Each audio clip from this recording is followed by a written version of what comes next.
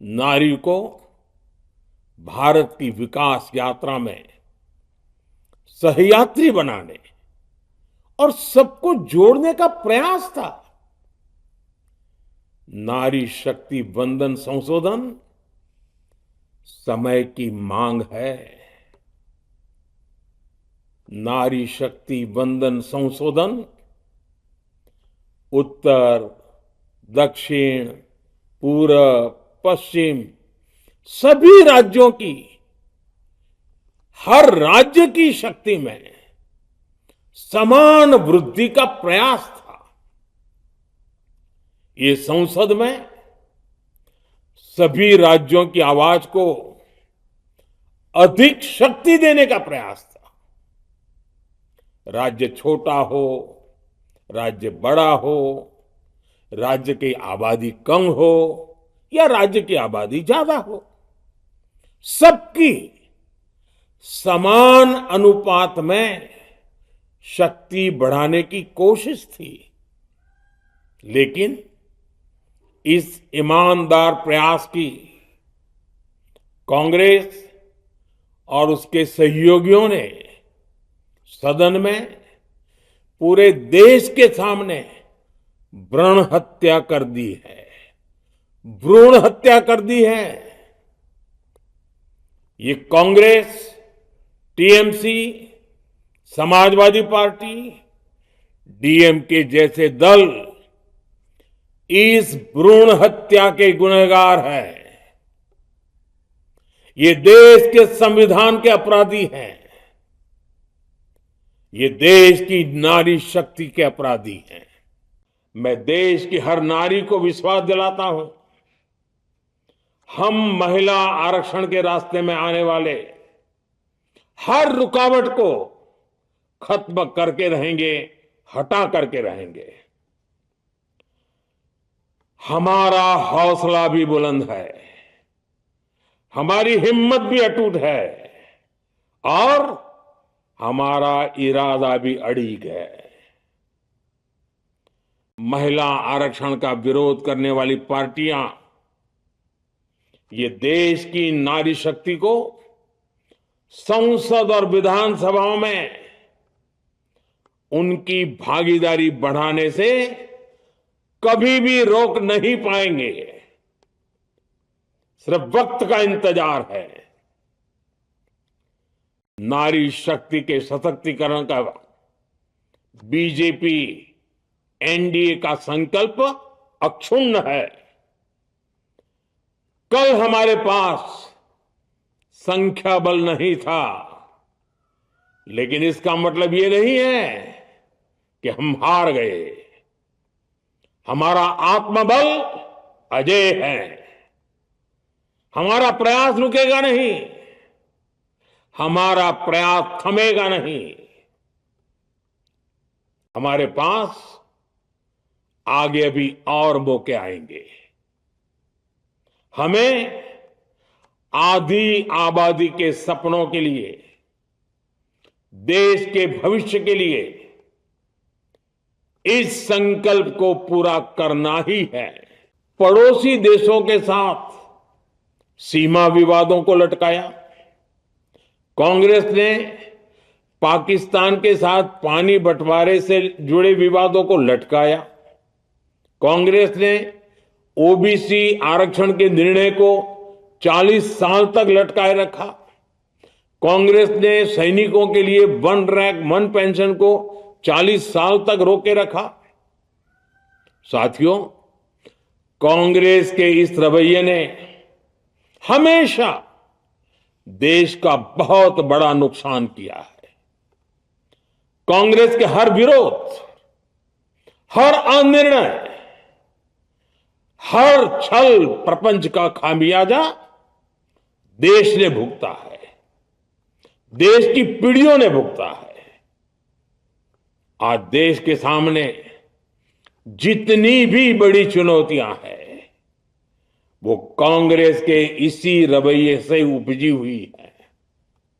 इसलिए ये लड़ाई सिर्फ एक कानून की नहीं है, ये लड़ाई कांग्रेस की उस एंटी रिफॉर्म मानसिकता के साथ है जिसमें सिर्फ नेगेटिविटी है, नकारात्मकता है।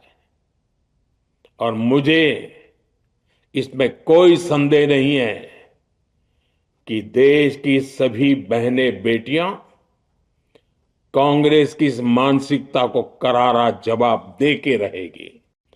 इतिहास साक्षी है, कांग्रेस ने हमेशा यही नेगेटिव रास्ता चुना है। साथियों, जो भी कार्य देश के लिए जरूरी फैसला होता है, कांग्रेस इसको कारपेट के नीचे डाल देती है। कांग्रेस के इसी रवैये की वजह से भारत विकास की उस ऊंचाई पर नहीं पहुंच पाया जिसका भारत हकदार है। आजादी के समय उस दौर में हमारे साथ और भी कई देश आजाद हुए थे। ज्यादातर देश हमसे बहुत आगे निकल गए और इसकी वजह थी कि कांग्रेस हर रिफॉर्म को रोक कर बैठी रही। लटकाना, भटकाना, अटकाना, यही कांग्रेस का सिद्धांत रहा है, यही कांग्रेस का वर्क कल्चर रहा है। कांग्रेस महिला आरक्षण के विषय से ही नफरत करती है। उसने हमेशा से ही महिला आरक्षण को रोकने के लिए षड्यंत्र किए हैं। इस दिशा में पहले जितनी बार भी प्रयास हुए, हर बार कांग्रेस ने इसमें रोड़े अटकाए हैं। इस बार भी कांग्रेस और उसके साथियों ने महिला आरक्षण को रोकने के लिए एक के बाद एक नए झूठ का सहारा लिया। कभी संख्या को लेकर, कभी किसी और तरीके से कांग्रेस और उसके साथियों ने देश को गुमराह करने की कोशिश की। ऐसा करके इन दलों ने भारत की नारी शक्ति के सामने अपना असली चेहरा सामने ला दिया है, अपना मुखौटा उतार दिया है। साथियों, मुझे व्यक्तिगत तौर पर आशा थी कि कांग्रेस अपनी दशकों पुरानी गलती सुधारेगी। कांग्रेस अपने पापों का प्रायश्चित करेगी। लेकिन कांग्रेस ने इतिहास रचने का, महिलाओं के पक्ष में खड़े होने का अवसर खो दिया। कांग्रेस खुद देश के अधिकांश हिस्सों में अपना वजूद खो चुकी है। कांग्रेस परजीवी की तरह क्षेत्रीय दलों की पीठ पर सवार होकर खुद को जिंदा रखे हुए है। लेकिन कांग्रेस ये भी नहीं चाहती कि क्षेत्रीय दलों की ताकत बढ़े। इसलिए कांग्रेस ने इस संशोधन का विरोध करवाकर अनेक क्षेत्रीय दलों के भविष्य को अंधकार में धकेलने का राजनीतिक षड्यंत्र किया है। मेरे प्रिय देशवासियों, कांग्रेस और उसके साथी दल डिलिमिटेशन पर लगातार झूठ बोल रहे हैं। ये इस बहाने विभाजन की आग को सुलगाना चाहते हैं, क्योंकि बांटो और राज करो, कांग्रेस ये पॉलिटिक्स अंग्रेजों से विरासत में सीख कर आई है और कांग्रेस आज भी उसी के सहारे चल रही है। कांग्रेस ने हमेशा देश में दरार पैदा करने वाली भावनाओं को हवा दी है।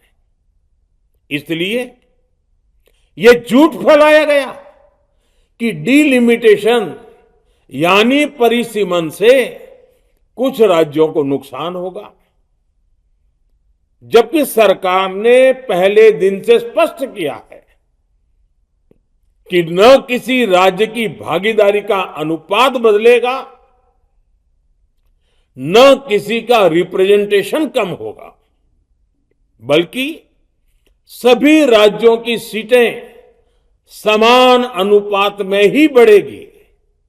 फिर भी कांग्रेस, डीएमके, टीएमसी और समाजवादी पार्टी जैसे दल इसे मानने को तैयार नहीं हुए।